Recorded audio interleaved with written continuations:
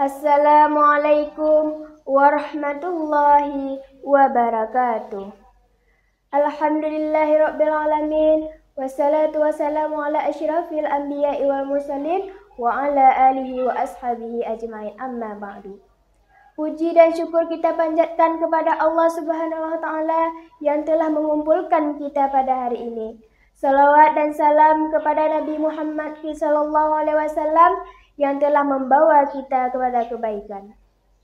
Baik, pada kali ini saya akan menyampaikan kultum singkat yang berjudul Puasa untuk Menahan Hawa Nafsu.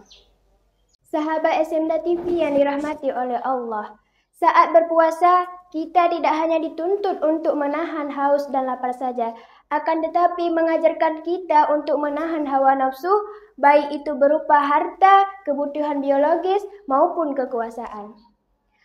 Apabila kita telah bisa menahan hawa nafsu tersebut, maka kita telah menjadi diri yang lebih baik, sabar, dan peka terhadap situasi dan kondisi lingkungan sekitar kita. Selain itu, puasa di bulan Ramadan juga dilaksanakan oleh setiap mukmin dan muslim tanpa memandang status kaya dan miskin, selama ia telah memenuhi syarat berpuasa. Jadi dengan berpuasa, seorang hamba diharapkan untuk menjadi lebih baik lagi daripada sebelumnya, dan juga untuk menjadi lebih sabar, karena puasa menuntut kesabaran. Orang yang telah mampu mengendalikan hawa nafsu, berarti ia telah memenangkan jihad al-akbar, yaitu jihad yang besar.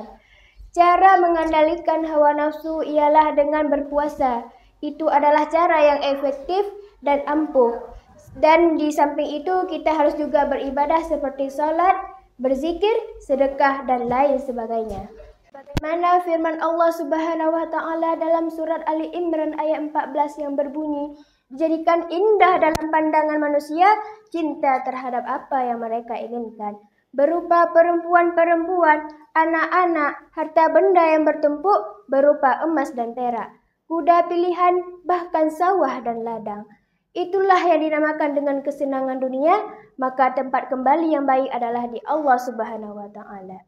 Ikan kakap, ikan patin, anak ikan pandai memangsa. Mohon maaf lahir dan batin, selamat menunaikan ibadah puasa." Hanya ini yang dapat saya sampaikan, lebih dan kurang mohon dimaafkan. Saya akhiri dengan wabillahi taufiq wa hidayah. Assalamualaikum warahmatullahi wabarakatuh.